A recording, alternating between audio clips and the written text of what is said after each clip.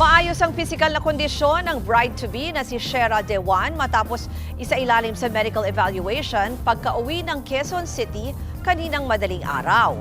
Batay sa check-up, peptic acid disease o dyspepsia ang iniindang sakit ngayon ni Shera sa tiyan. Dulot daw ito ng ilang araw na hindi pagkain. Lumalabas na ilang araw siyang halos tubig lang ang iniinom at kamakailan lang nang muling kumain.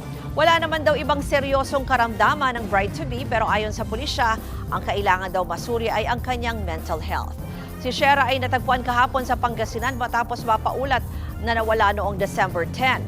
Ayon sa kanya, tuliro siya noon at sumakay siya ng bus pa Pangasinan at pagdating doon, naglakad na mistulang palaboy.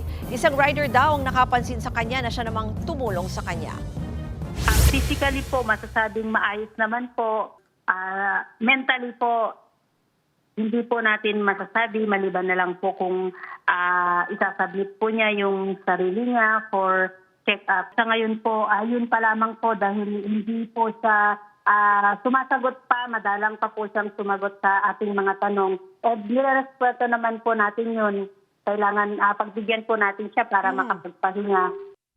Mga kapatid, Ruth Cabalco, para sa mabilis na pasada ng mga balitang dapat niyong malaman, mag-follow at mag-subscribe sa social media pages ng News 5.